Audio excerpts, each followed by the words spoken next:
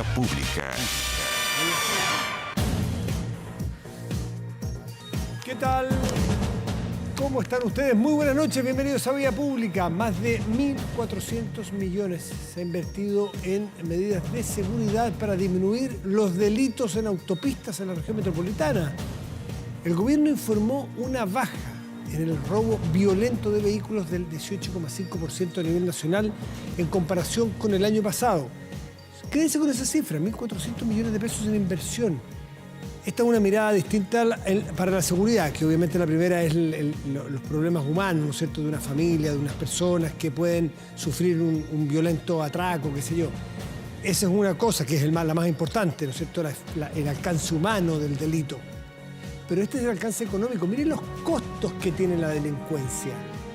Los costos que significa imponer alarma, los costos que va a significar para las autopistas seguramente, y eso, querámoslo o no, díganlos o no nos los digan, eso va a redundar necesariamente algún día en el precio para andar en esas mismas autopistas. Nada de esto es gratis. Es decir, esta es la vuelta larga del delito que la terminamos pagando de una u otra manera. Estos son los mismos costos, entonces, de transacción, que se llama, de un sistema donde la delincuencia gana y gana terreno. No es solo un problema de seguridad y susto, es un problema de que se hace muchísimo más cara la vida. Bueno, pero en fin, el gobierno presentó los avances del plan que está orientado a la inversión principalmente en cámaras, iluminación, señalización, software y telecomunicaciones. Según las autoridades, este plan se está ejecutando desde el año pasado en conjunto con Carabineros y las empresas concesionarias de las autopistas. A la fecha contempla una inversión, como les decía, de 1.400 millones de pesos en un conjunto de obras y tecnologías y beneficiará a 27 comunas de la región. Respecto de las cifras que ha dejado, bueno, se ha registrado una baja en el robo violento de vehículos, afortunadamente de 18,5% a nivel nacional y 23% en esta región en comparación con el año pasado. Dentro de las medidas, a ver, se ha dispuesto también 33 puntos de fiscalización en las autopistas urbanas, lo que permitirán realizar diferentes operativos policiales de forma periódica. Imagínese usted la renovación de una concesión o una futura concesión. Obviamente que todas las mejoras que se le han hecho a las concesiones existentes van a estar en el inicio de una nueva concesión. Se va a partir por todas estas medidas. El precio será aquí, hoy día construir 1 kilómetro de concesiones va a ser acá. Y los peajes, si enteran aquí, van a ser acá. Aleguemos o no aleguemos, de lo contrario no va a haber obra. Si no le ponemos las inversiones, no va a haber construcción de obras. Esto afecta al desarrollo, a la vena y a los costos de la vida de todos los chilenos y chilenas. Vamos a la mesa de conversación.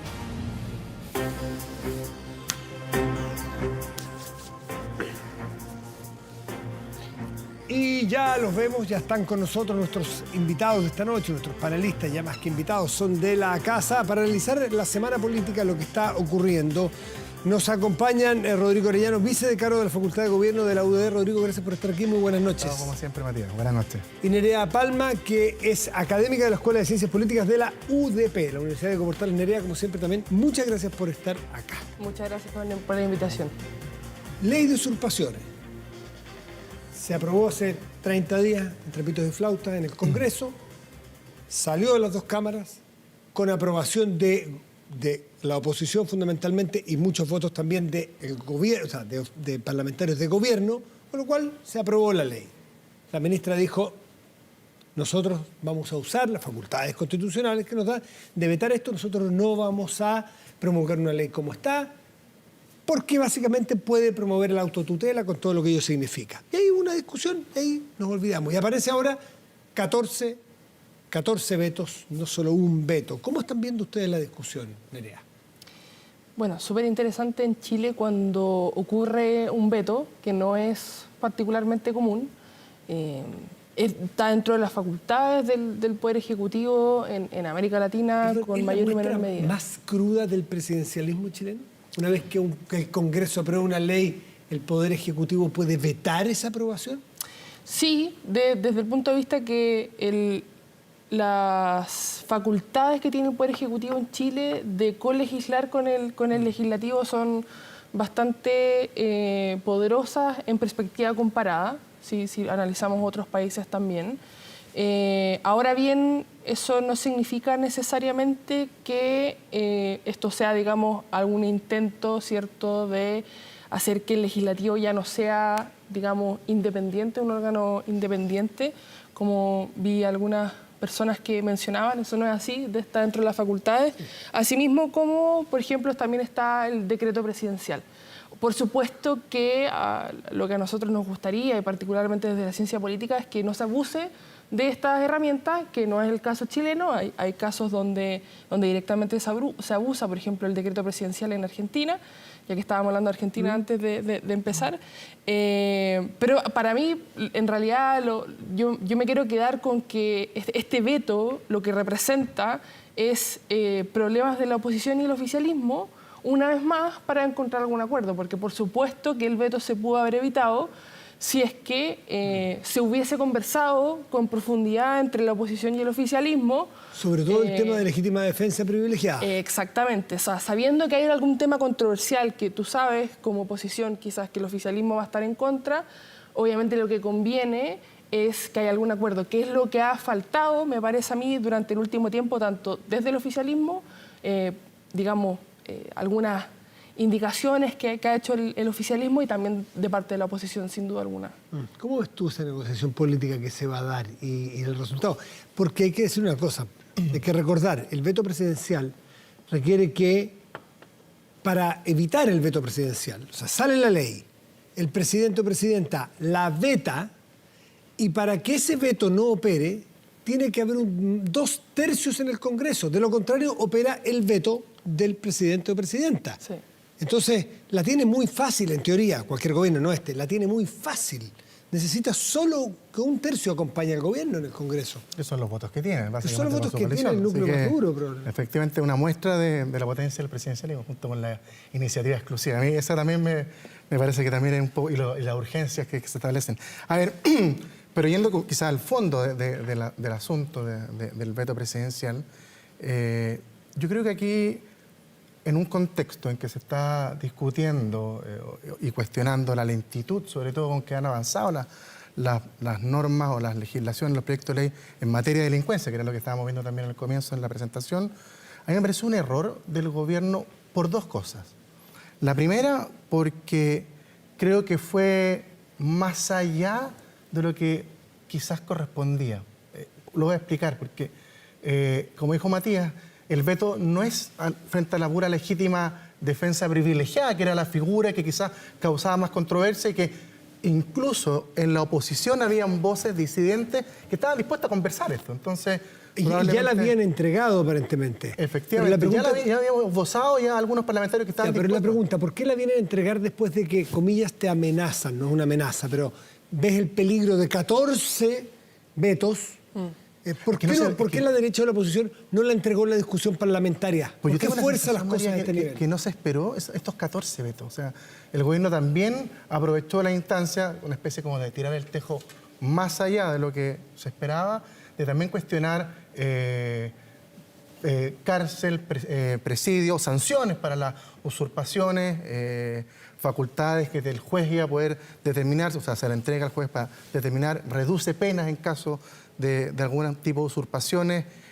Por tanto, a mí creo que fue un error en la medida que quizá el veto presidencial abarcó más de las medidas que hubiese sido. Y además creo que había también errores de comunicación por parte del gobierno. O sea, la misma ministra Toá se han complicado, se ha enredado en la explicación de este veto, en que calificaba cotomas o usurpaciones no violentas y pacíficas. Entonces, hubo también parte... Ella reconoció que fue un error. Dijo, a lo mejor lo dije, pero te das cuenta que enreda. Entonces, independiente, yo creo, del resultado, que efectivamente es muy probable que, dado los quórums que se requieren, tenga puerto final satisfactorio para el gobierno, tengo la sensación de que no va a ser un veto que genere buen efecto comunicacional para el gobierno en minutos, justamente en que la delincuencia, la violencia, es uno de los temas que más preocupa a los chilenos. Nerea, y al final, claro, el gobierno puede pagar un precio porque instala nuevamente el tema de la seguridad, y para la oposición va a ser fácil decir, bueno, ellos están con los usurpadores, ellos quieren bajarle las penas a los usurpadores, son comprensivos y empáticos con los usurpadores. Nosotros no, ese es el juego de oposición-gobierno siempre. Pero aquí hay elecciones el próximo año, Aquí hay parlamentarios de gobierno que van a tener que ir con su voto a apoyar los vetos presidenciales. Los vetos presidenciales son 14. Y ellos también miran lealtad con su gobierno, pero también miran a sus distritos, también miran a sus juntas de vecinos, también miran a sus votantes. Entonces, ahí hay una dificultad. Yo he conversado con parlamentarios de gobierno, dicen, no nos las pone tan fácil el gobierno en defender los vetos. Bueno, por eso se aprobó la norma, po. Por eso se aprobó la norma con votos de gobiernistas. ¿Cómo zafa un parlamentario de esto? Bueno, sí, es complejo, sobre todo en materia de seguridad, sobre todo en el contexto que estamos en Chile. Y seguridad siempre es un tema difícil de tratar, más aún cuando tú ves en las encuestas que la delincuencia pasa a ser la temática más saliente en la ciudadanía como preocupación. Entonces, de todas maneras, que es algo que me parece a mí la opinión pública siempre está bastante alerta y de ninguna manera va a pasar desadvertido. Ahora, ¿qué es lo que propondría yo en el caso de, no sé, algún congresista que quisiese, ¿cierto?, respaldar al oficialismo, que es más o menos lo que se espera, que el oficialismo respalde al oficialismo? Me parece a mí que lo que se podría discutir en el fondo es que para cambiar, digamos, el switch de la discusión que se está teniendo, es que en realidad no es contraria, los vetos no son contrarios a que se legisle al respecto, sino que al tono en que se legisla al respecto. Yo creo que desde esa perspectiva el oficialismo podría suavizar un poco la imagen negativa que le podría significar, que dicho sea de paso, siempre un veto es complejo. Bueno, los vetos no se negocian, es sí. a favor o en contra, Exacto. Es a fardo cerrado. Claro, pero los vetos siempre son complejos desde el punto de vista que siempre hay un intento de acusación del Poder Legislativo de decir, bueno, nosotros somos un organismo autónomo, que el Ejecutivo se está metiendo. Siempre son complejos los vetos, entonces hay que saber jugarlo. Es como cuando uno está jugando uno tiene que saber cuándo tirar el +4, no hay que tirarlo a la tonta y a la loca. Entonces, yo creo que en esta temática se está jugando de manera bastante importante el capital político, en especial con la oposición de parte del gobierno. Yo creo que a la oposición no le gustó nada que haya existido este veto y, como decía Rodrigo, que haya ido un poquitito más allá de la crítica inicial. El ir un poco más allá del gobierno, que al principio, al primer minuto, la ministra Toá dijo esto lo vamos a vetar porque no está en nuestros principios, no estamos de acuerdo y vamos a hacer un veto a la legítima defensa privilegiada para evitar la autotutela. De allí a los 14 vetos, y avanzar más allá, que también en privado muchos parlamentarios, no sé si muchos, pero algunos que he conversado yo, de gobierno te dicen, el gobierno se pasó un par de pueblos. Y algunos, nadie te lo dice públicamente de ellos, dicen, ven alguna responsabilidad o presión o peso del Partido Comunista dentro del gobierno. ¿Ustedes lo ven o eso sencillamente es diatriba política? No, yo creo que efectivamente aquí el Partido Comunista ha tenido una línea muy clara con respecto a cómo se sancionan, sobre todo las políticas públicas antidelincuencia. Ha sido más laxo que generalmente lo ha sido la derecha o parte importante del oficialismo. Me refiero particularmente al socialismo democrático. Entonces, hemos visto que ha existido un tironeo, no solamente en este punto, sino que en otro tipo de legislación, en la ley Naín 1, 2, en que el Partido Comunista ha tenido una mirada diferente a la que tiene otra parte del oficialismo, y aquí se impuso la mirada que tenía el Partido Comunista.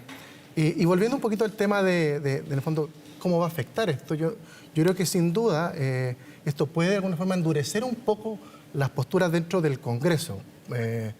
Esta como pasada de pueblo que dice Matías. Lo vimos hoy, que se aprobó una ley que sanciona como delito la manipulación, el porte efectivamente de benzina, de combustible, que antes era considerado como falta. En el contexto de una marcha. En el contexto de una marcha, efectivamente, que es una falta, ahora pasa a la tipificación de delito, y que el gobierno anunció en un comienzo que lo iba a pasar al Tribunal Constitucional, y finalmente creo que anunciaron que lo van a promulgar tal como quedó. Entonces, vamos a ver, sobre todo en materia de seguridad, yo creo que una disputa muy potente entre el oficialismo y la oposición en temas de seguridad.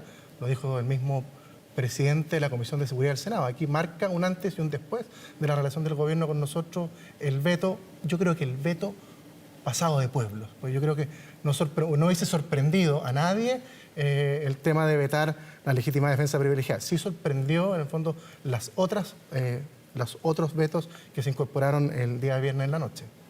Nerea, ¿cómo ves tú la eventual influencia del Partido Comunista? A mí me parece que hay harta heterogeneidad dentro del oficialismo. No me parece que es una coalición homogénea, como si uno podría pensar que Chile Vamos es un poquito más homogéneo de lo que es el oficialismo. Y desde ese punto de vista sí me parece que el Partido Comunista pudiese tener visiones no solamente en temáticas de seguridad, sino que en general diferentes de incluso el Frente Amplio y para qué decir del socialismo democrático, ¿cierto? Ahora, si es que se le puede atribuir el veto o los vetos, en particular a empuje del Partido Comunista, la verdad, a ciencia cierta no lo sé, pero yo tendería a pensar en realidad que detrás de este veto hay o estos vetos, para ser más precisa, hay una discusión, sobre todo desde el Frente Amplio y por supuesto del presidente. O sea, si un presidente no está de acuerdo con los vetos, simplemente no va a vetar. Con la coalición. Entonces, yo creo que atribuirle casi como monocausalmente el empuje del Partido Comunista a estos vetos no me parece correcto. Déjenme cambiarlo de tema en los minutitos que nos quedan. Mañana termina ya de operar, ¿no es cierto?, las comisiones y se termina básicamente la votación en el Consejo, bien, más que en comisiones. Se termina en el Consejo la votación para ya ir empastando, por así decirlo, el documento que se le va a mandar, este proyecto, ya no terminado todavía, pero a la comisión de expertos, para que eventualmente, este es el día 7, se le tiene que entregar, y tiene 5 días para hacerle observaciones, porque el 7 de noviembre ya se le entrega al presidente de la República y de ahí se va por correo al plebiscito. De ahí empiezan las campañas, la difusión, en fin. Pero queda un mes. Queda un mes para que termine todo y ya esté más o menos ya listo el documento que vamos a votar en diciembre. Bueno, ¿cómo lo están viendo ustedes? Porque queda poquito, pero también ha habido señales muy distintas la semana pasada, que estaba todo perdido, y ahora algunos tienen luz de esperanza. Nerea. Sí, yo la luz de esperanza la veo todavía bien difusa. Hablamos de esto aquí hace 3 semanas y creo que en lo sustantivo no veo luces de que haya cambiado al menos en 180 grados el panorama. Las encuestas en general no son infalibles. Hemos visto desde el Brexit del 2012 hasta... Milei recientemente. Milei recientemente. Que no aparecía en la encuesta y ganó. Y ganó. También en Chile hemos visto. Entonces no son infalibles las encuestas, pero ya cuando, en el caso, por ejemplo, en Chile, diferentes encuestas con diferentes márgenes te van más o menos direccionando hacia algún lado, uno podría decir, bueno, algo hay. Algo existe, capaz que de alguna u otra manera esto podría tener asidero en la realidad. Y a mí me parece que desde ese punto de vista está bastante difícil dar vuelta en base a la opinión pública el a favor. Ahora, ¿qué creo yo que puede haber fallado y qué se podría hacer al respecto? Bueno, principalmente desde el Partido Republicano haber pensado que el voto al Partido Republicano era 100% voto programático que estaba respaldando en fondo las propuestas del Partido Republicano. Entonces a mí me parece que, por ejemplo, la actitud del centro, de amarillos, de demócratas, de intentar buscar puntos en comunes entre las dos... Para buscar el voto del rechazo, el 62, 63%. Sí, me parece que podría ser una estrategia que le dé un poquito de oxígeno a la propuesta actual, sin que eso, por supuesto, asegure que va a ganar a favor en ningún momento, pero por lo menos es una luz de esperanza de cambiar un poco el rumbo, porque si tú haces lo mismo todo el tiempo, no puedes esperar resultados diferentes. Y la jugada de José Antonio Caz, ayer Rodrigo Arellano, de decir, hace nada había dicho que no tenía problemas de rechazar o de votar en contra, pero ayer dice que lo damos vuelta. Salió con todo, lo damos vuelta. Todavía han quedado a ver, ¿cómo lees tú esas palabras? Yo creo que para un poquito de Nerea. Yo creo que las últimas 3 semanas se han habido cambios importantes. Yo creo que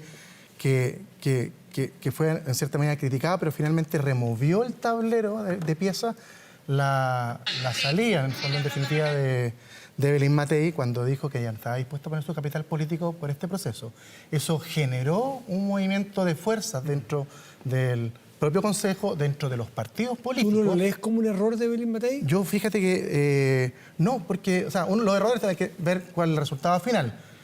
Pero me da la impresión de que esas declaraciones gatillaron un movimiento de la política, de José Antonio Kast, de los partidos políticos. Ayer vimos una imagen potente en que está desde republicanos hasta el socialismo democrático sentados buscando cómo llegar a acuerdos, preparando esta nueva instancia. Entonces me da la sensación de que estos últimos días, particularmente a partir de ese hecho, ha movilizado a más fuerzas para tratar de salvar este proceso. Si no lo salvamos, yo creo que sería un desastre. Y frente a eso, frente a la movilidad de la política, han empezado a salir otra vez todos los sociales que participan en la campaña del rechazo. Tengo la sensación de que pese que hay una cuesta arriba bien empinada, porque las encuestas marcan que está difícil y el tiempo además es corto, se vislumbra un escenario más positivo que el de hace 3 semanas a raíz de esa movida de piso. Perfecto. Matías. ¿Cuáles son, a juicio de ustedes, los puntos que van a terminar siendo los claves para eventualmente no llegar a un acuerdo? Y por acuerdo me refiero a que haya aguas más calmas y que Chile en su conjunto, los dirigentes políticos de lado y lado digan: mire, a mí me gustaría mejor otra forma, pero entiendo que es una buena política, que es una buena constitución. Me refiero a, no sé, a un lado podrá estar la paridad de entrada, en otro lado podrá estar la política migratoria, podrá estar el aborto, podrá estar las contribuciones, esos temas que han dado más noticia, que no están en el fondo, en el sustrato de fondo de la Constitución, sino que en temas más estridentes. ¿Cuáles son los temas más difíciles de generar este acuerdo más amplio? A ver, ¿cuáles son? Bueno, primero que todo, lo más relevante acá es que el rol del Partido Republicano es de pivote. O sea, en el fondo no se va a aprobar nada que el Partido Republicano no quiera. Tiene el 44% del Consejo. Exactamente. Eso como primer elemento. Entonces, desde esa clave, desde ese contexto, con esa óptica, sin duda alguna que temáticas valóricas yo creo que van a marcar el freno de manos que podría tener otros grupos políticos, partidos políticos, sobre todo desde el oficialismo, desde ese punto de vista. Algunas personas llaman temas valóricos, otras derechos humanos, pero lo cierto es que esas temáticas a mí me parece que son las más complejas, por lo menos en el corto plazo, para intentar tratar de llegar a acuerdos, sin duda. ¿Cuáles son tus juicios, Rodrigo? Yo creo que, mira, son varias. Al final del día, el triunfo que tuvo el rechazo en la primera fue multicausal, texto, imagen. Por eso partiría por lo primero. Creo que lo fundamental, más que el texto propiamente tal, va a depender mucho de lo que se refleje en la parte que viene ahora, la mezcla entre consejeros y expertos en el diálogo. Pues si se van a sentar, como pasó al comienzo de esta etapa, en que una de las partes dijo: bajemos todo para comenzar a discutir, me parece que ese no es el camino adecuado. Yo coincido con Nerea, aquí tiene que haber camino de entendimiento y señales hacia afuera de imagen de entendimiento, porque al final también va a ser mucho de sentimiento esta propuesta. Y en esa lógica, claro, hay líneas rojas, hay líneas azules, y yo tengo la sensación que van a estar más del lado del sistema político que los temas valóricos. Yo creo que esa parte está bien zanjada y tengo la sensación de que el Partido Republicano va a moverse muy poco en ese margen. No así en otros temas como la conformación del Congreso, por ejemplo, el número parlamentario, el tema de paridad de salida de elecciones de las mujeres, que lo vinculas también al rol de la mujer dentro de la Constitución y quizás darle algo de entrega al oficialismo. Tengo la sensación de que van a ir más vinculados al tema más de contexto político que de valórico. Pero sin duda, yo insisto, creo que lo más relevante va a ser la política mostrando una conducción de diálogo hacia los temas de futuro del país. Nerea Palma, Rodrigo Orellano, muchísimas gracias a ambos, como siempre, por estar aquí con nosotros. Encantado como siempre. Feliz como siempre. Muy bien. Vamos a separarnos un momento. A la vuelta estará con nosotros el senador Rojo Edwards, que es minoría a la posición de José Antonio Kast, si fuera la mayoría del líder del Partido Republicano. Al menos es el senador que ha dicho, hasta donde yo he escuchado, quizás aquí me viene a desmentir, que vota en contra.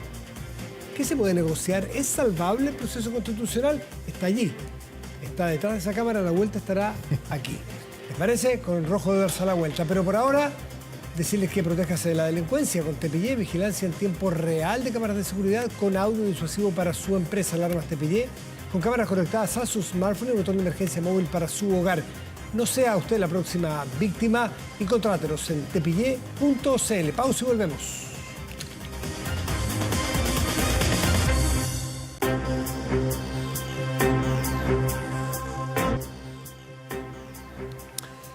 Bueno, estamos de vuelta aquí en Vía Pública.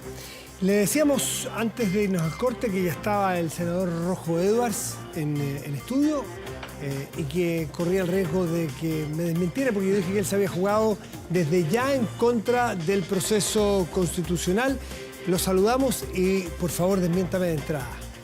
¿Cómo está, senador? Muy bien, muchas gracias por la invitación, Matías. Un gusto, hace tiempo que no estaba acá, así que un saludo también a todos tus televidentes. Pues, de todo. Y dígame una cosa, senador. ¿No está entonces a priori por el en contra, que sería el rechazo de antes? ¿Qué es lo que pasa, Matías? ¿Por qué ha sido polémica lo que hemos dicho? Es que yo creo que si existe un diseño que no hicimos nosotros los republicanos, que permite una votación final del texto completo, tú puedes rechazarlo. Y la pregunta es, ¿el proceso tiene una fatiga constitucional o no tiene fatiga? Hay un rechazo persistente en todas las encuestas. Es más, hay una lámina, si tú ves la encuesta Academ, que dice que el 64% de los chilenos, 64%, después de todas las noticias, no ha escuchado hablar de una sola enmienda. Eso quiere decir que la gente ya... una gran cantidad de gente simplemente le perdió la atención.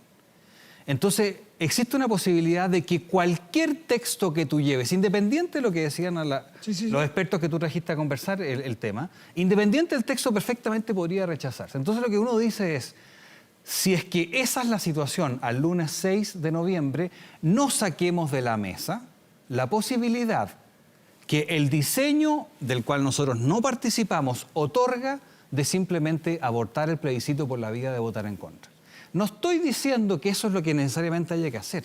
Simplemente estamos diciendo, oye, es mucho más grave que las ideas de la libertad sean derrotadas no por la popularidad o no de las ideas de la libertad, sino que por el problema de que el proceso ya está siendo rechazado por la gran mayoría de los chilenos. Se entiende puede Matías, ser complejo, pero se entiende perfecto. Lo que yo defiendo son las ideas de la libertad. Yo no tengo elección, no dependo económicamente de nadie, soy senador. Lo único que me importa es que mis ideas no sean derrotadas. Entonces, si existe esa posibilidad, yo lo que le pido es que la saquen de la mesa. No estoy diciendo que estoy a favor o en contra. De hecho, creo que los consejeros de Chile Vamos y Republicanos han hecho una excelente labor. Y yo estoy a favor de la gran mayoría de todo lo aprobado. Yo hubiera votado con los consejeros probablemente el 99% de las veces. Quizás con algunas excepciones del viernes 15 de septiembre, pero en general totalmente.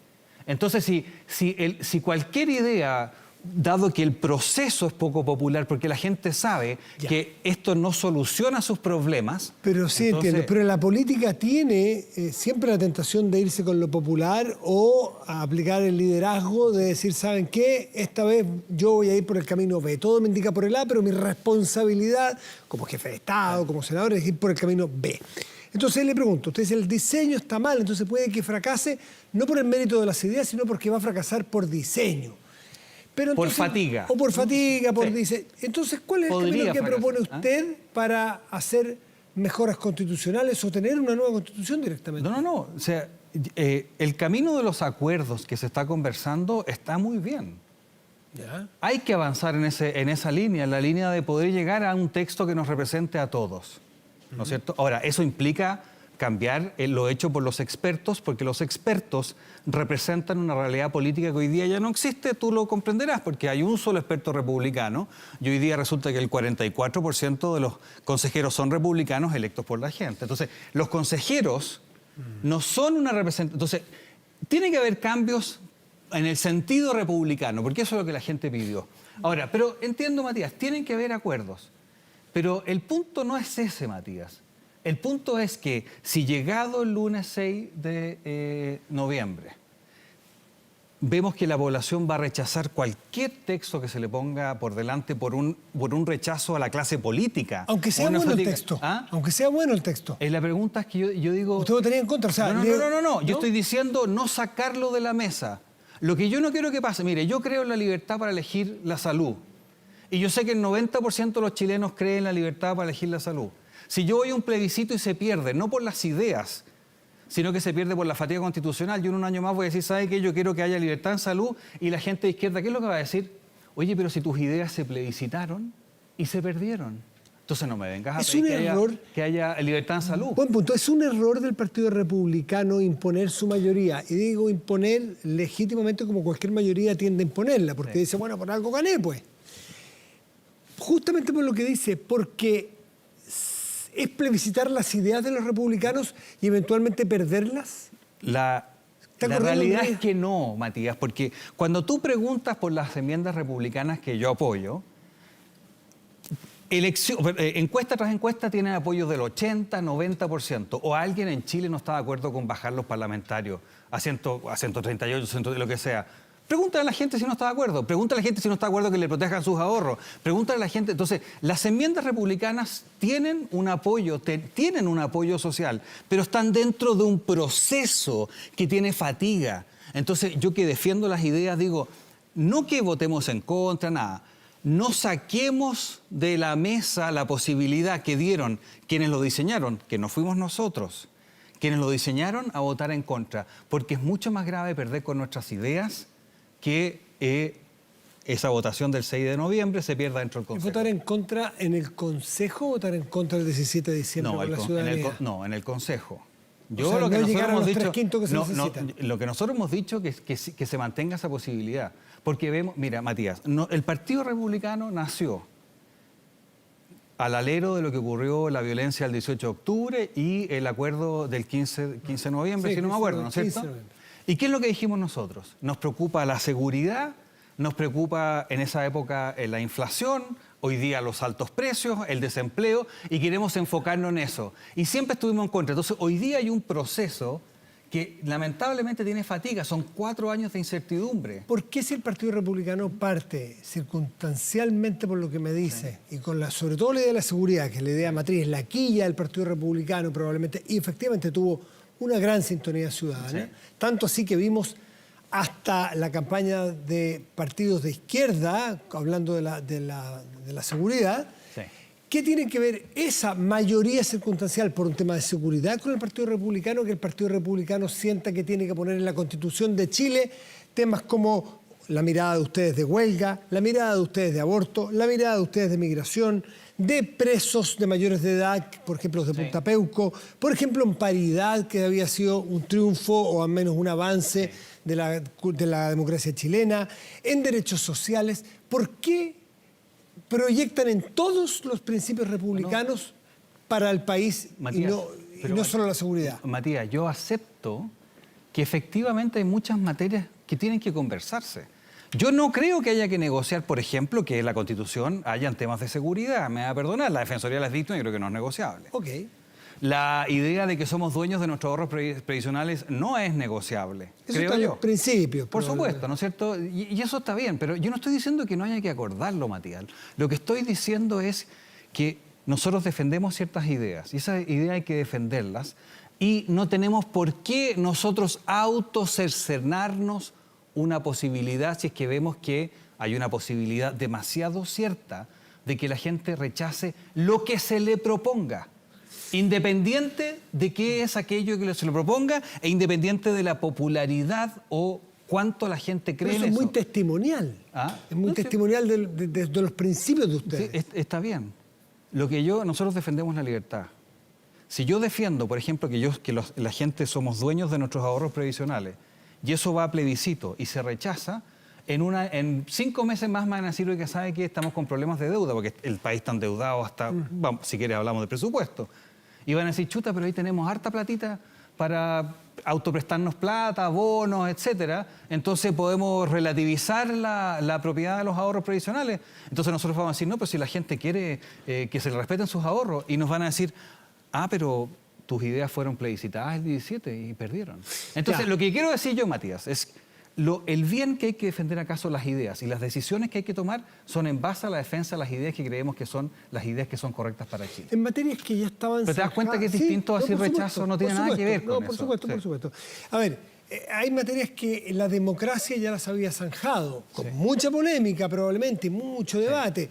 En materia de aborto 3 causales, por ejemplo. Usted en particular, ¿es partidario de establecer un principio constitucional que evitara, no estoy diciendo que el que está aquí, porque eso se debate también, si lo evita o no, que evitara incluso eso que había sido zanjado en democracia? A ver, cuando yo apoyo las enmiendas republicanas, ahora, si hubiese dependido de mí, yo hubiese dejado todos ser humanos personas y no hubiese tocado el qué versus el quién está por nacer.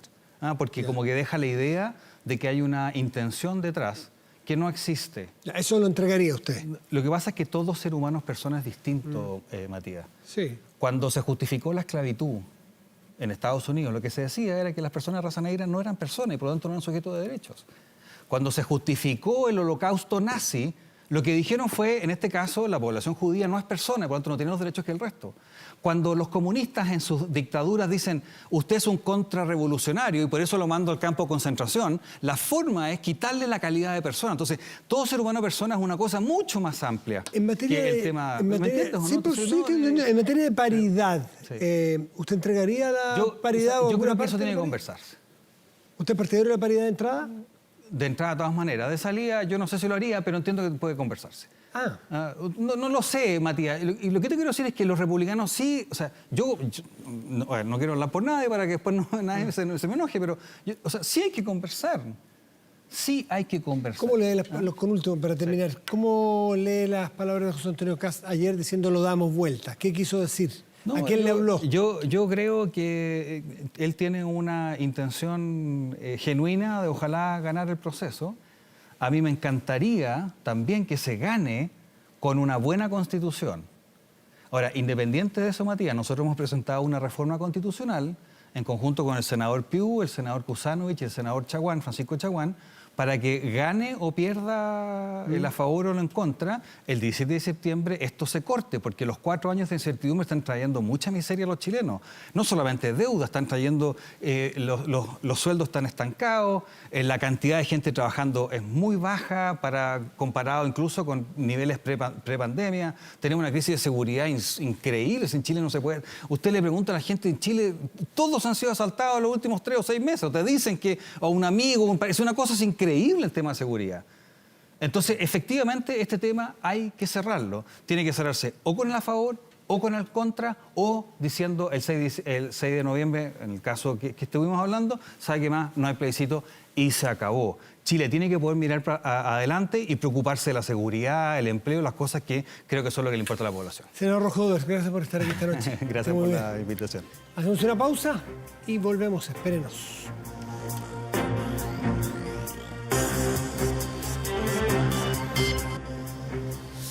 Cuando habla el café, las palabras fluyen. Luc Café ofrece 13 variedades de café, tanto en grano como en sachet. ¿Preocupados del medio ambiente? Sus cápsulas son 100% reciclables. En pocas palabras, Luc Café, simplemente un excelente café. Luc Café, simplemente un café de origen. Vamos a la pantalla grande de nuestro estudio. Revisamos en este momento nuestro portal de contenidos y noticias 24horas.cl, que destaca: Consejo Constitucional rechaza crear un Consejo Técnico Asesor de la Contraloría. El Pleno del Consejo Constitucional también aprobó algo que está en la esencia de una democracia moderna: autonomía del Banco Central. Autonomía del Banco Central, que existe ya hace mucho tiempo, se aprueba en este proceso constitucional. Más detalles, 24horas.cl. Ahora veamos el tiempo. ¿Qué le parece? ¿Cómo? Sobre todo que se viene un fin de semana largo, ¿no? Es importante entonces tener ahí a la vista qué es lo que ocurrirá. Tenemos, mire, sol hasta el sábado y domingo. También va a haber buen sol, pero con un poquitito de nubes, quizás para descansar de tanto sol. Pero las temperaturas máximas de estos días despejados están en torno al 19, 20, 21, por ahí.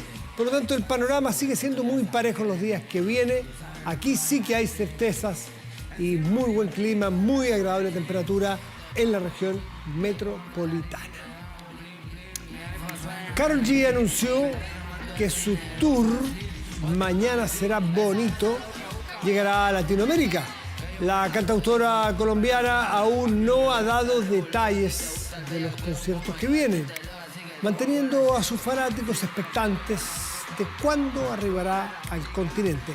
Recordemos que Karol G acaba de terminar su gira por los Estados Unidos, donde encantó a miles de personas en los 15 conciertos que dio, por lo que pronto tendremos más detalles y fechas de lo que será su arribo a Latinoamérica. Recordemos que la artista estuvo en Chile ya el año pasado en 2 shows en el Movistar Arena.